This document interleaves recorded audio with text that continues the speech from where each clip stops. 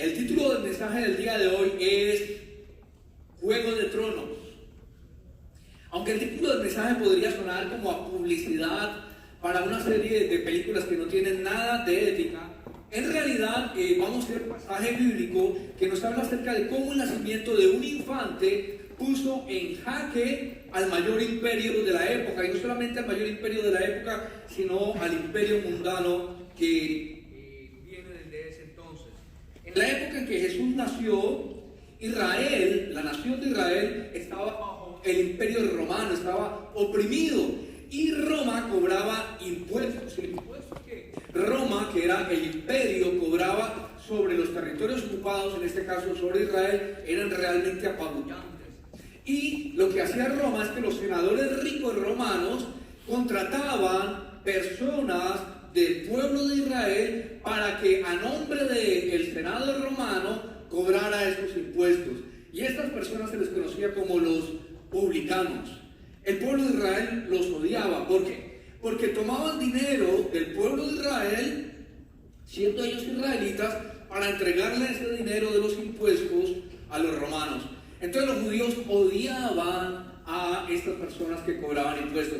De por sí, el IRS y todas estas instituciones causan cierto tipo de resquemor y de sospecha, más aún cuando el territorio está ocupado por un imperio. Entonces los publicanos eran considerados en el mismo nivel y en el mismo rango que las rameras, que las prostitutas. Era lo último para la comunidad judía de ese entonces. Y dentro de esta sociedad o este grupo que cobraba impuestos, había un hombre llamado Leví Mateo. Y a este hombre Mateo, que todo el mundo despreciaba por ser cobrador de impuestos, Jesús lo llama. Jesús ve a este hombre trabajando ahí en la computadora. Bueno, no había computadora en la época, con su máquina, bueno, no había máquina de escribir tampoco. Estaba cobrando los impuestos, ¿verdad? Y Jesús pasa al lado de él y le dice: sígueme. Regularmente Jesús escoge personas no aptas para ser sus representantes. Por eso me escogió a mí. Y por eso nos escoge a muchos de nosotros, porque no somos aptos. Dice la Biblia que Dios escogió a lo necio y a lo vil del mundo para manifestar en ellos su poder. Y entonces Mateo se convierte al cristianismo, deja el cobro de los impuestos y empieza a seguir a Yeshua HaMashiach, a Jesús el Mesías. Y son 4 evangelios: Mateo, Marcos, Lucas y Juan. Y cada evangelio nos presenta a Jesús, a Yeshua, de una manera diferente. Mateo presenta a Jesús como rey. Marcos presenta a Jesús como siervo. Lucas presenta a Jesús como el Hijo del Hombre. Juan presenta a Jesús como el Hijo de Dios. Y cada uno de ellos tiene un público diferente al cual le escribe. Por ejemplo, Mateo le escribe a los judíos. Y Mateo le escribe a los judíos y presenta a Jesús como rey. Marcos, por el contrario, le escribe a los romanos y presenta a Jesús como el siervo de Yahvé, como el siervo. Lucas, que era un historiador y escribe a los griegos, a los cultos, presenta a Jesús como el non plus ultra, como el Hijo del Hombre. Juan, por el contrario, escribe a todo el mundo y presenta a Jesús como el Hijo de Dios. Mateo, rey; Marcos, siervo; Lucas, hijo de hombre; Juan, hijo de Dios. Cada uno de ellos nos presenta una faceta diferente de Jesús. Y Mateo, desde el capítulo 1, versículo 1, la cual le animo que vaya abriendo en su Biblia, empieza a presentar a Yeshua como ese Mesías prometido, como el rey de Israel. Y entonces el primer punto es el rey prometido. Dice Mateo 1:1, ¿están conmigo? Dice así la palabra de Dios: libro de la genealogía de Jesucristo, hijo de David, hijo de Abraham. Y necesito un favor de ustedes. Necesito que repitan conmigo: hijo de David, hijo de Abraham. Jesús, hijo de David, hijo de Abraham. Raro. Regularmente uno es hijo de un solo papá, pero acá dice que hijo de David, hijo de Abraham. Y en realidad no era ni hijo de David ni hijo de Abraham. era hijo putativo de José. Era el hijo de Dios, porque por el Espíritu Santo María fue engendrada y tuvo a Jesús. Entonces es el Padre. Nosotros aquí en el mundo occidental no entendemos eso, porque hijo de David e hijo de Abraham. Toda la historia de la Biblia tiene un punto de encuentro, un clímax. Y el clímax de la historia, podríamos decir que hay dos clímax en la historia. El primero de ellos es el nacimiento del Mesías, de Yeshua HaMashiach. Y el otro clímax de la historia es la muerte y resurrección de ese mismo Mesías, de Jesús de Nazaret.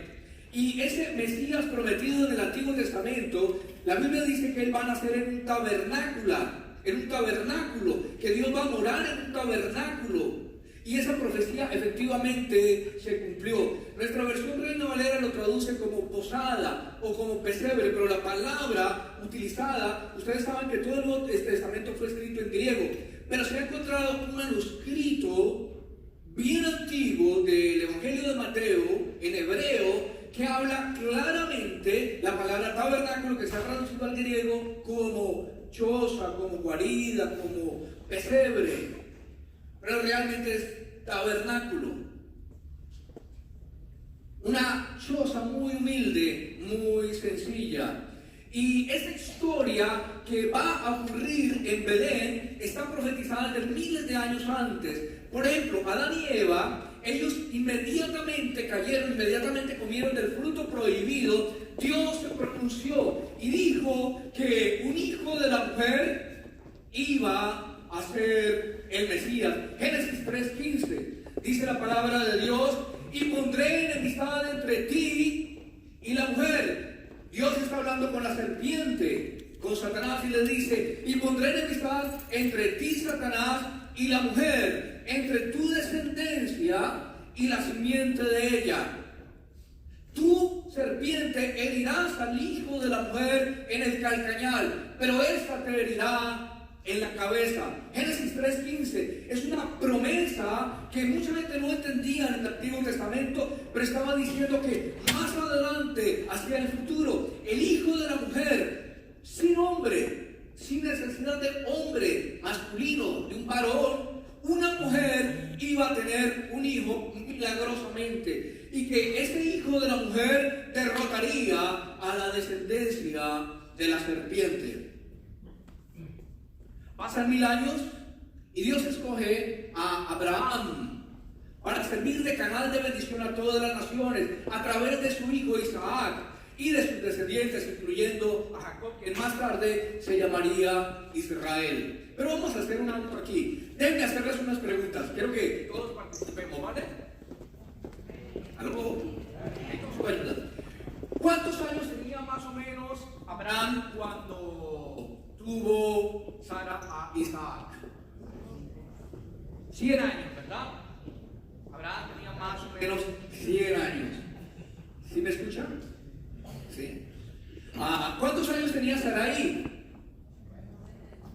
90 años.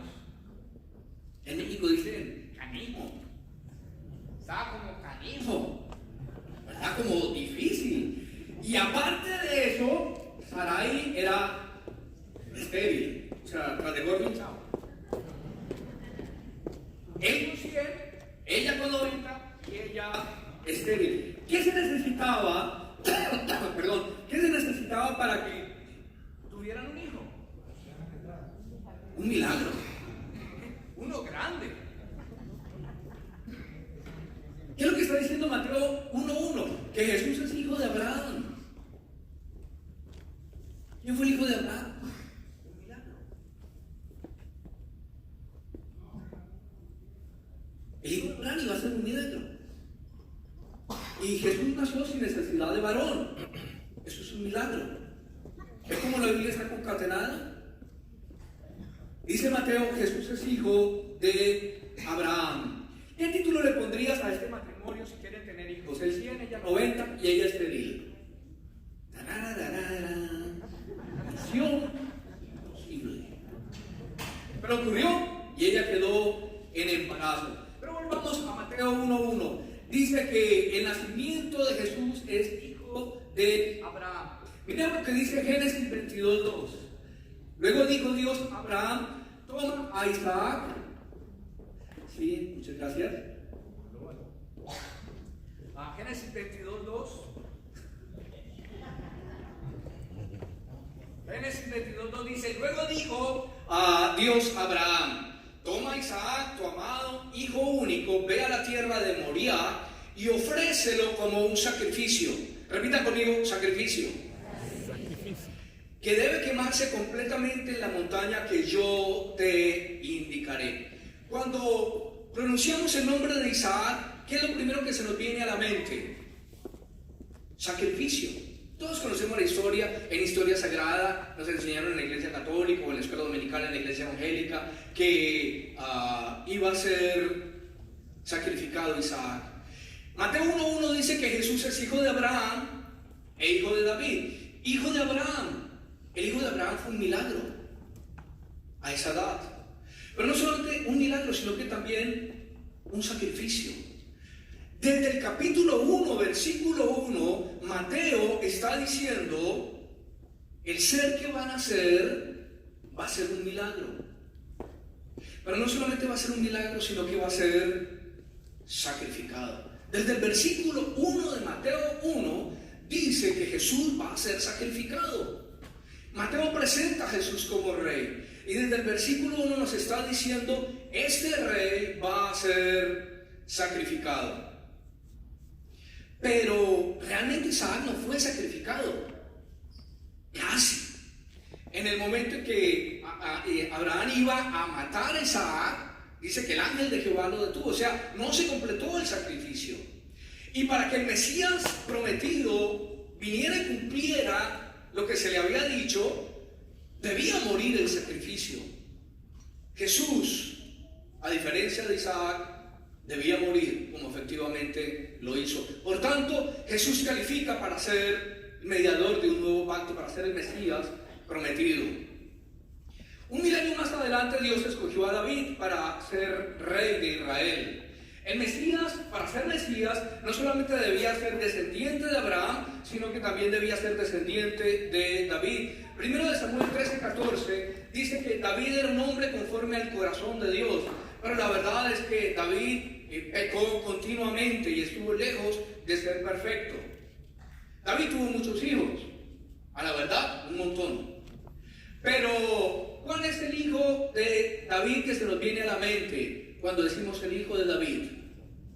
Salomón, inteligente o sabio, y además de eso, rey. Mateo 1:1. Jesús, hijo de Abraham, va a ser un milagro y va a ser sacrificado. Mateo 1:1. Jesús, hijo de David.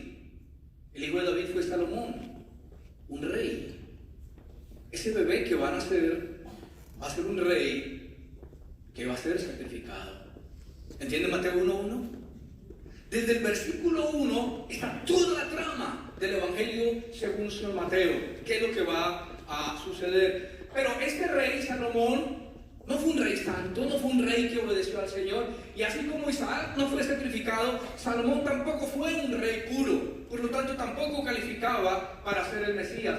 Pero el Mesías tenía que ser descendiente de Abraham y tenía que ser descendiente de David. Y solamente uno calificaba para hacer eso: Yeshua, hijo de Abraham, hijo de David. ¿Comprendemos Mateo 1:1? ¿Por qué el evangelista nos dice que Jesús es hijo de Abraham y también hijo de David? Miremos algunas profecías del Antiguo Testamento. Génesis 49:10 dice: no será quitado el cetro de Judá ni el legislador de entre sus pies hasta que venga Shiloh, y a él se congregarán los pueblos, atando a la vid su pollino y a la cepa el hijo de su asna, la buena en vino su vestido y en la sangre de uvas su manto. Es un pasaje un poquito oscuro, un poquito extraño, pero está diciendo que va a venir un ser llamado Shiloh. Shiloh significa el enviado, el Mesaya, el Masaya, que da descanso. Shiloh. Va a venir Shiloh montado encima de un asna. El rey va a venir montado encima de un burro. Una profecía que efectivamente se cumplió aquí en el Evangelio según San Mateo, cuando Jesús entró a Jerusalén. ¿Recuerdan? Oh Jerusalén, Jerusalén, ¿cuántas veces quise juntarte como la gallina a sus polluelos y no quisiste? Isaías 7:14, 750 años antes de que el Mesías naciera, Isaías dice: por tanto el Señor mismo os dará señal. Les voy a dar una clave, les voy a dar una señal. He aquí que una virgen concebirá y dará a luz un hijo, y llamará su nombre Emanuel. Tremenda profecía. 750 años de que sucediera, el profeta dice: de entre todas las ciudades de Israel voy a escoger una que no es la capital. Los reyes nacen en la capital. El rey de Israel debió nacer en Jerusalén, o en Nueva York, o en Washington. Pero Belén era un pueblo insignificante en la época de Isaías, y seguía siendo un pueblo insignificante en la época en que Jesús nació. El profeta Isaías, hermanos, no pierdan la línea, la idea. El profeta Isaías, 750 años de que naciera el Mesías, está diciendo que en un pueblito insignificante va a nacer el Mesías.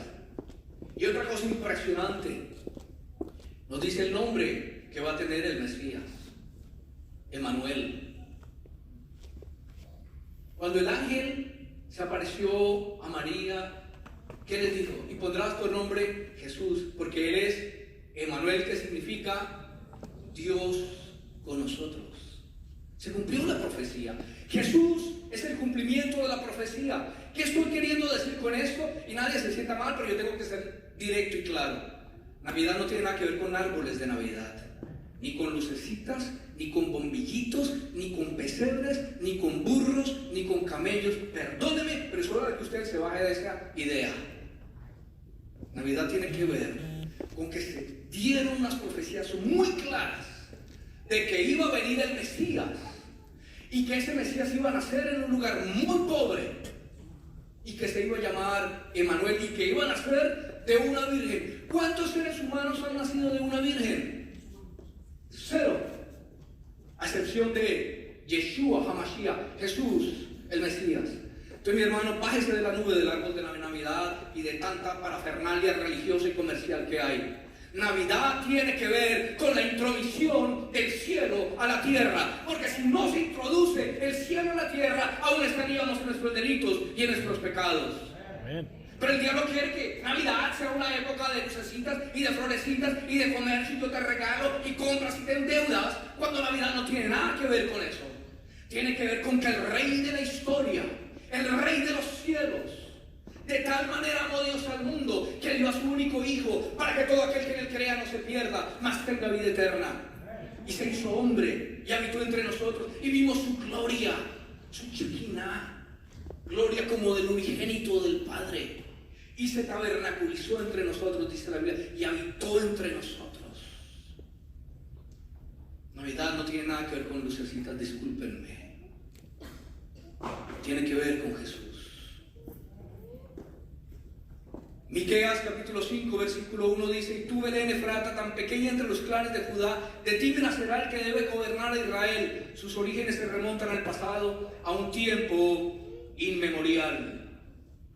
A un tiempo inmemorial. Jeremías 31:15 dice: así habla el Señor. Escuchen, en Ramá se oyen lamentos, llantos de amargura. Es Raquel que llora a sus hijos, ella no quiere ser consolada porque ya no existen. Se profetiza cientos de años antes de que nazca Jesús que va a nacer en Belén. Y ahorita nos dice que cuando Jesús nazca va a haber una tragedia terrible. Cientos, sino miles de niños van a ser asesinados. Voz de llanto que va a haber en Ramá. Herodes produjo este asesinato masivo de niños. Oseas capítulo 11 versículo 1.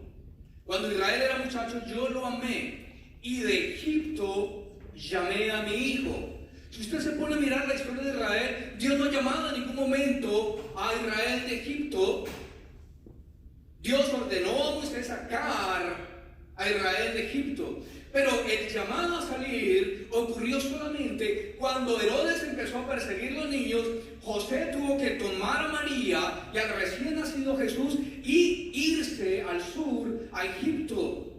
Y cuando murió Herodes y todos los que querían la muerte de Jesús, de Egipto llamé a mi hijo. Y esta profecía se volvió a cumplir solamente en la persona de Jesús de Nazaret.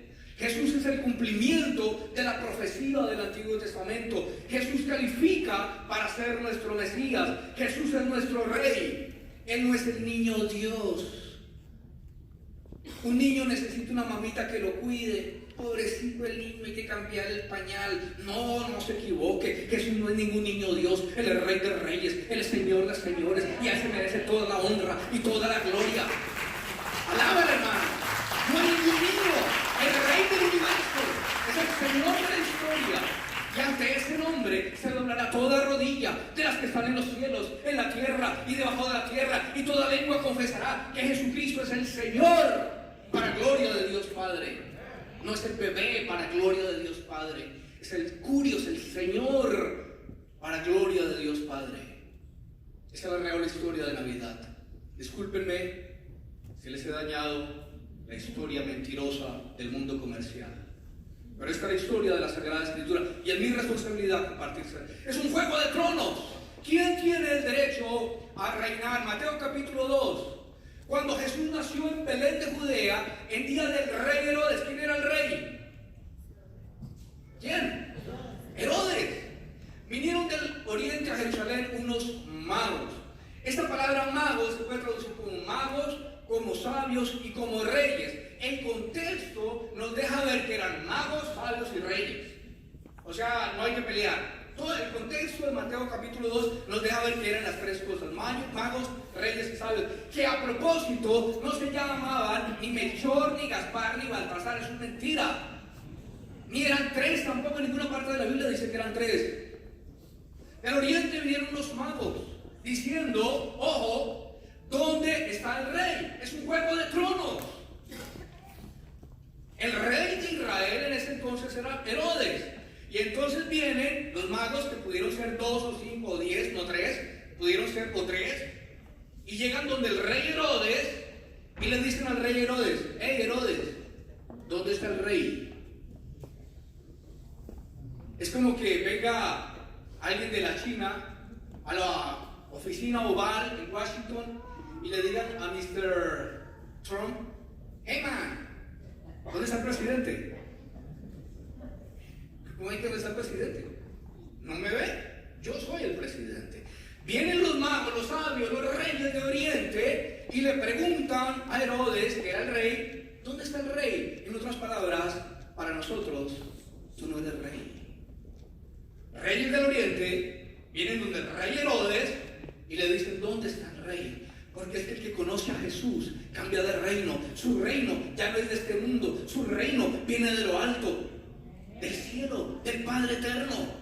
Ha cambiado de gobierno. Ya no lo gobiernan las leyes de este mundo. Ya no lo gobierna el sistema de antivalores de este mundo. Cuando la persona se convierte a Cristo, Él dice: te acepto como mi Señor y mi Rey. Quiero que seas el Rey de mi vida. Es un juego de tronos. No puedes servir a dos señores. No puedes detener al Rey del mundo y al mismo tiempo tener de Rey a Jesús.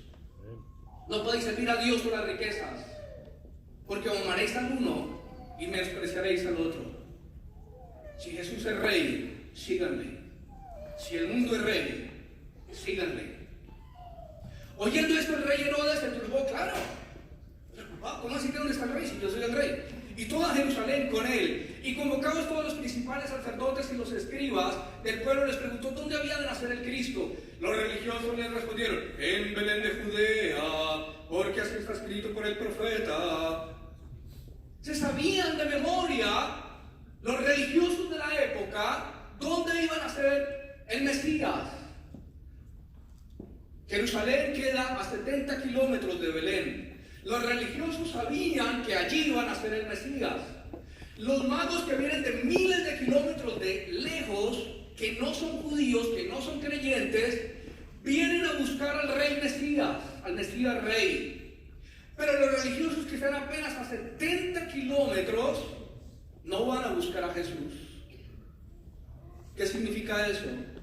Que a veces los no cristianos, los incrédulos, están más cerca del reino de los cielos que muchos religiosos, que se saben versículos de memoria, pero no van a adorarle. Y ellos vinieron a adorarle. Versículo 7. Entonces Herodes, llamando en secreto a los magos, indagó de ellos diligentemente el tiempo de la aparición de la estrella, y enviándolos a Belén dijo: id allá y averiguad con diligencia acerca del niño. Para los magos Jesús era un rey, para Herodes Jesús es un niño. Por eso es que se celebra el niño Dios. Y cuando le halléis, hacedmelo saber para que yo también vaya y lo adore. Herodes quería adorar a Jesús. Fíjense que Herodes utiliza lenguaje religioso.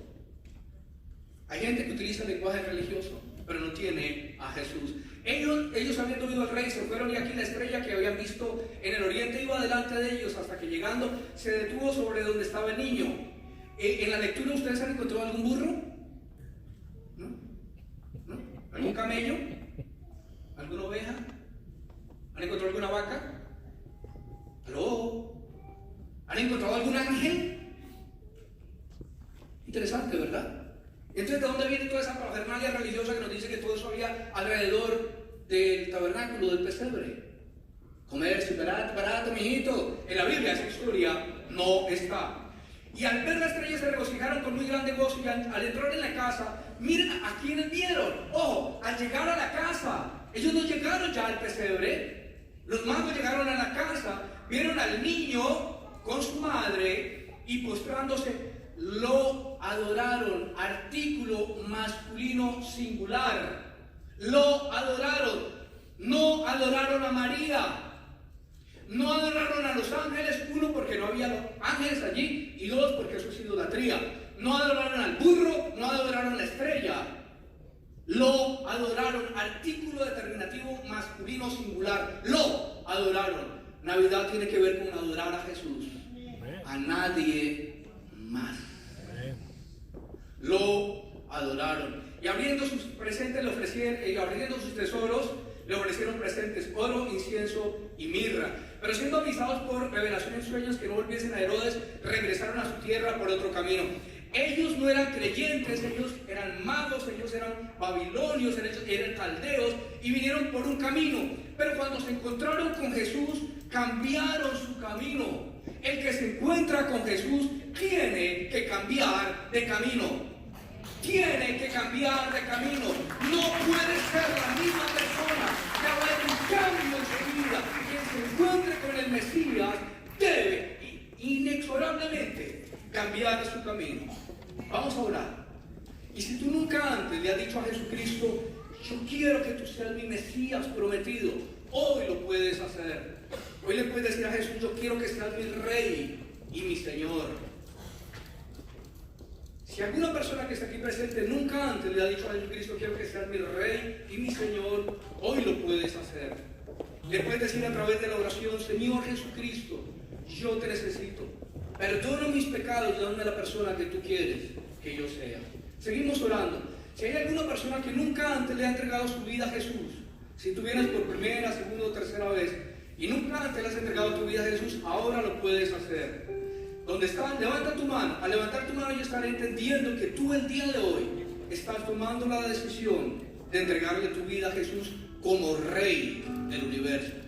¿Hay alguna persona que el día de hoy quiere entregarle su vida a Cristo? Levante su mano, y con su mano en alto yo comprenderé que esa es su decisión de entregarle su vida a Jesús. ¿Hay alguien?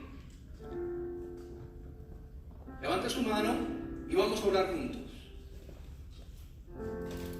Muy bien, si ya eres cristiano, ¿por qué no le dices a Jesús: Señor, yo quiero que mi vida sea diferente? Si tú estás siguiendo a Jesús, sigue a Jesús, sigue firme. Pero si has decaído, si ya no lees tu Biblia como antes, no oras como antes, dile: Señor, yo quiero ir por otro camino, por el camino de la salvación, por el camino de Jesús, por el camino de la vida eterna.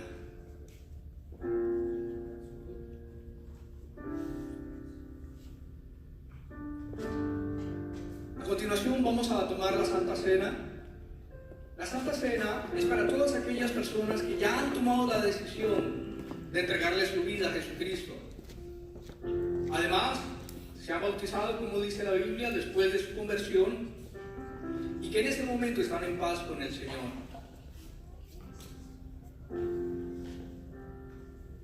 Vamos a tomar unos minutos más para orar en silencio por la Santa Cena. Y mientras está sonando el piano y ustedes están orando, quiero invitar a los diáconos a pasar al frente, por favor.